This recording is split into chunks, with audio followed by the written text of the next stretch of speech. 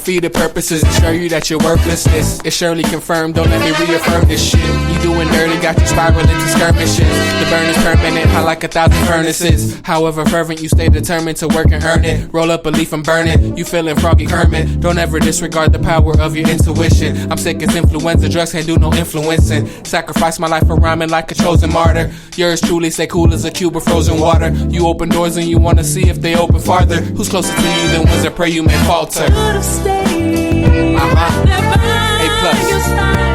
But you had to leave me before I realized that I should have stayed right there by your side.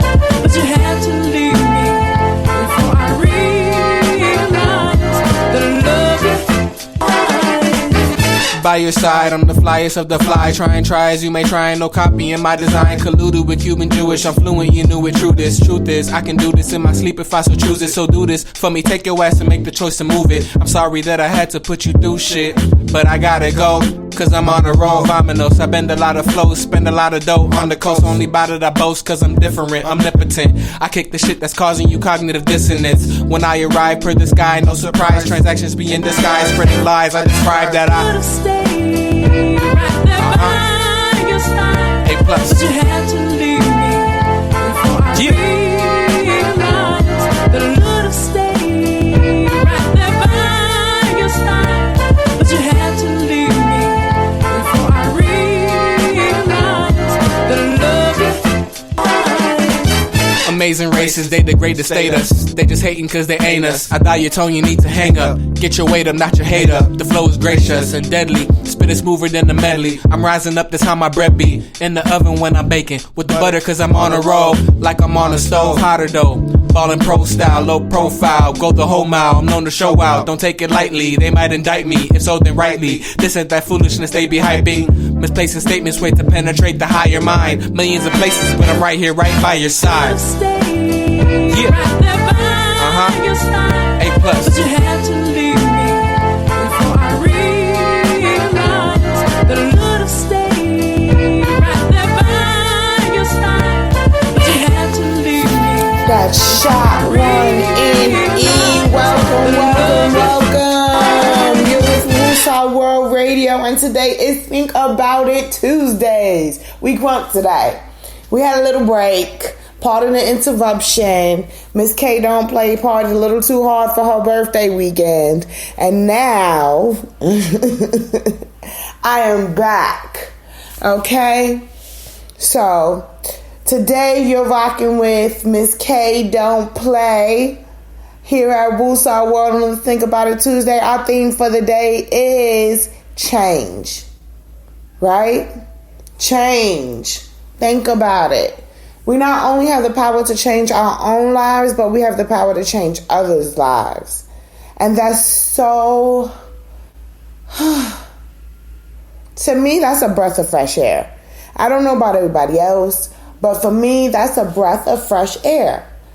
Not only do I have the power to change my life, but I have the power to change somebody else's. Now, Miss K Don't Play. I had made a promise.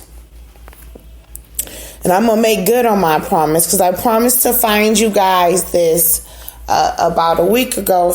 Promised to find you guys for Think About It Tuesday.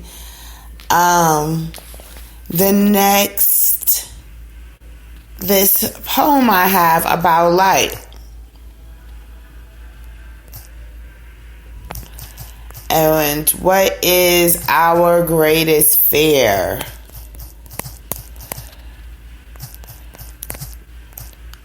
And I promised I would find this for you guys. Here we go.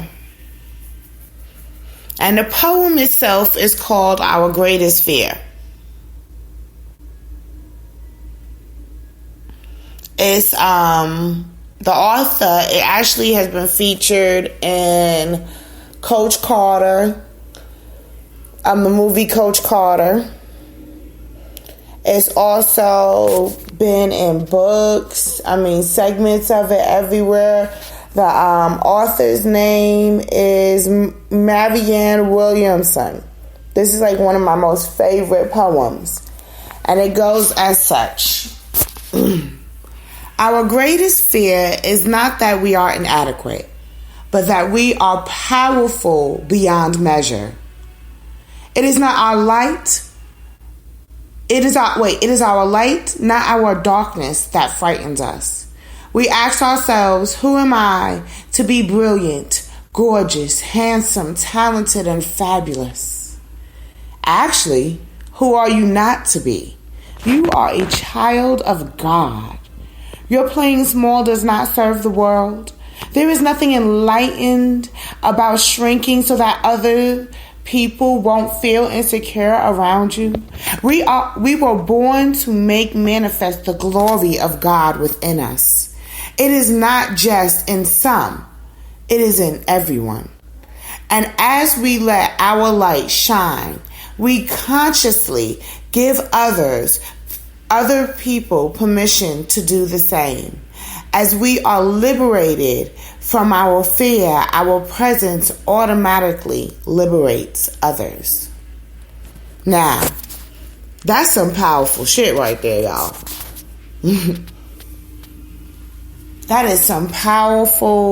Those are some powerful words. Some really powerful words. I mean, the idea that shining our light consciously and on purpose, with purpose, allows others and gives permission for others to shine their light. Change. You are effecting and affecting change in the life of not only yourself by operating in love, light, and peace, and operating in that space, on that frequency level, on that consciousness level, right? Operating on that level, operating on a level of higher frequencies, allows other people to operate and encourages their soul, their spirit, their inner being to rise to a different level. Think about that. We're always trying to disappear in front of somebody else or blend in. And all that does is really hurt everybody around us, including ourselves. When I can't be myself, I feel like I want to scream. I feel literally like my skin is crawling. Now, just a little funny bit of information. And then there's a small personal story now. Me and my husband are Geminis, okay? And most people know that Geminis, we're difficult to deal with. We're some interesting creatures now. But usually later on in life, a Gemini somehow find their plateau, so to speak, or find their and not just Geminis, but people in general find their happy place. Find their happy medium, find the place that they're at most peace. And they start operating on a certain level of wisdom and a certain frequency level that allows them that continuous peace and joy and to operate in that light and love, right? At least, like I said, 95% of the time. Even if 5% of the time you don't, because like 5% of the time I don't. But most of the time I'm positive, high energy, upbeat, loving, understanding, willing to listen, and open. My kids are putting on skits in the background, you guys. I have no idea what to do with them. It is so freaking hilarious. It really is. I have no idea what to do with them. None. All the skits in the world. I'm just like just boom, boom, boom, boom. Yeah, like all the skits. They're so freaking hilarious. Like, my kids like put on all kinds of stuff. Anyway, back to the subject at hand. So, everybody knows this, right? Everybody who knows me and my husband know that, look, we're both Geminis and and know about Geminis and this and third. So, me and my husband tend to get into these debates about different things, just anything. He's like as soon as I say anything about men or anything negative about men or he really is like just he becomes like this advocate for all men. Let's just use that example. And I'm sure most men do. As soon as a woman around them says something that they don't like about men, he becomes an advocate for all men and gets really irate and really passionate about the subject, whatever it is, right? And defending that male. We had a whole, I'm not going to say an argument, but a whole debate about Aisha Curry and the comment she made about not getting any attention and Steph getting all the attention and her kind of feeling a little invisible. And he was like, see, that's what I'm talking about. You women never have enough. She got a good man and this, that, and the third. And I was like, it's not about that. It's not about that. It's really about, allowing her light to shine. It's not about that. It's that she feels like that her light is dimmed or nobody sees her light because of her husband's status. My husband just went off, and sometimes I feel like even with being married to the same sign and being in relationships, a lot of times we feel the need, and I often feel this, the purpose of me telling the story was this. I often, too, feel like I have to dim my light sometimes because, okay, something's going on, or I feel like I don't want to outshine my husband on a particular subject, or I don't want to outshine my friend on a particular subject. So you dim yourself a little bit or dumb yourself down a little bit. And I'm here to tell you that that's not the way to go. This is why I love that poem so much. I love that poem so much. I want to read it one more time for you guys. Just in case you didn't hear, the author is Marianne Williamson. And for people who really want to affect change in the world, not just their own world, but other people's world, it serves nobody no good purpose or no good you dimming your light. Because it's our light that allows other people to be themselves, as it says in the poem that I'm about to read once again. So the name of the poem, like I said, is Our Greatest Fear. Our greatest fear. Our greatest fear is not that we are inadequate, but that we are powerful beyond measure. It is our light, not our darkness, that frightens us. We ask ourselves, who am I to be brilliant, gorgeous, handsome, talented, and fabulous? Actually, who are you not to be? You are a child of God. Your playing small does not serve the world. There is nothing enlightened about shrinking so that other people won't feel insecure around you. We were born to make manifest the glory of God within us.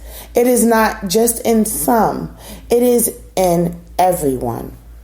And as we let our light shine, we consciously give other people permission to do the same. As we are liberated from our fear, our presence automatically liberates others. By Marianne Williamson. I just absolutely love that poem. Definitely look it up. I have it, I actually have it blown up where when I move into my big house, I'll be having it up on the wall when people come in, and it'll be like my piece, my conversation starter next to my wall of pictures, my family tree wall. I have plans, okay, y'all? Okay. But I really feel like the greater we are in within ourselves, and the more control and the more power we realize that we have in ourselves, and the more we can tap into and access that power with ease, the more we give people permission to tap in and access their own power and empower them. In essence, we call people to action. As you're shining your light, you're calling someone else's light into fruition, into manifestation,